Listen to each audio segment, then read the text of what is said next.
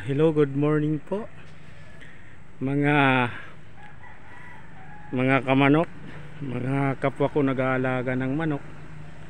Ngayon po sa umaga pong ito, ako po ay kukuha na naman ng asula para ipatuka sa aking mga alagang manok.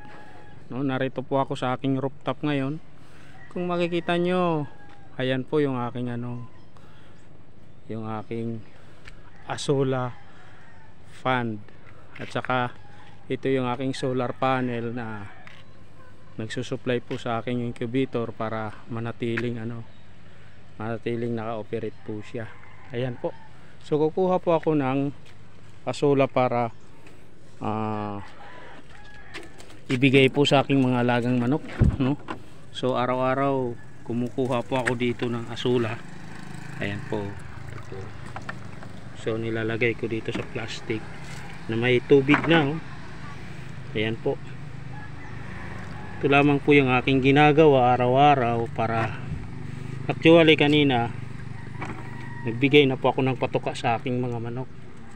So ngayon ang aking ibibigay ay pang snack po sa aking mga manok para manatili po silang malusog, mataba.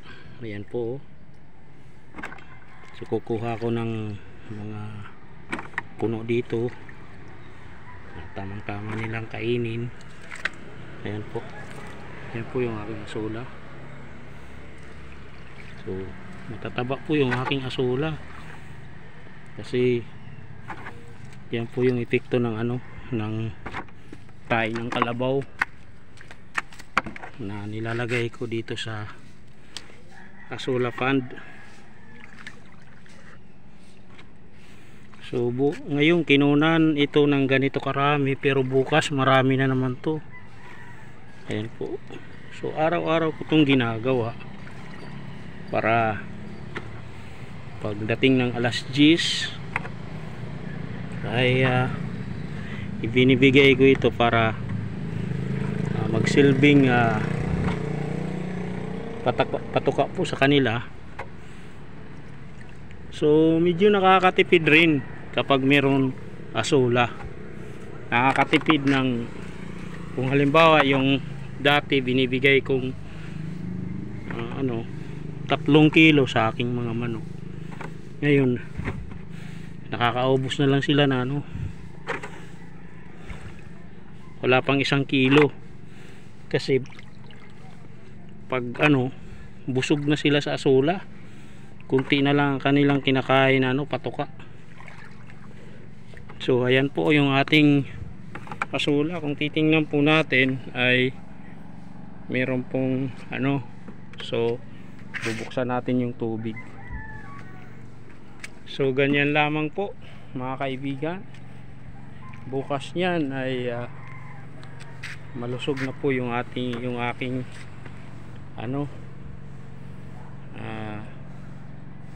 mga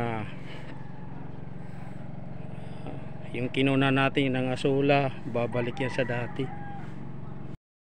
Ayan, ito na po yung mga manok ko. Kumakain na po sila sa asula na binibigay ko. Ayan po. So hanggang mamaya kakainin nila yan. Pagbabalik-balikan lang po nila yan. Pag nabusog sila, alis sila, tapos pag nagutom na naman, kakain na naman sila. So yan lamang po yung aking may babahagi sa araw na ito, na advantage po yung meron po tayong tanim na asula, nang sa ganun ay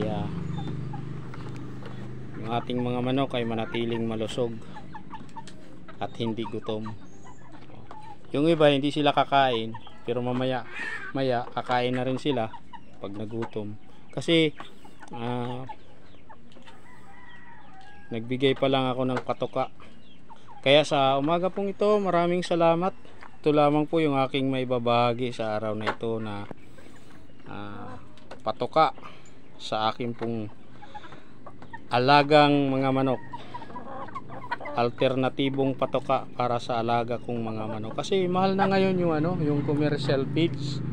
Buriin nyo po yung kilo po dito ng IPSI 3,000, 45 pesos na yung kilo.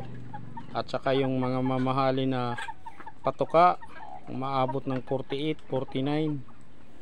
Kaya ito po yung naisipan ko na magtanim po ng asola nang sa ganun ay hindi po tayo madihado sa pagpapalaki ng ating mga manok. Ayan po. So wala naman po problema dahil yung ating pong painuman ay meron pong consistent po yung kanyang stock ng tubig. Ayan po, meron pong float valve. Hindi po aapaw yung tubig. So ganyan lamang po. Ayan po, yung aking pong mga manok patuloy po na kumakain. Yung iba hindi naman po kasi busog pa sila, pero maya maya kakain po sila. Ayan po, good afternoon na lang po sa, good morning na lang po sa inyong lahat. Sorry po. Kung bago ka pa lang na napadpad sa aking YouTube channel, iniimbitahan kita na mag-subscribe nang sa ganun ay lagi kang updated sa lahat ng kaalaman na ibabahagi ko. Kaya ngayon, pindot na, subscribe na.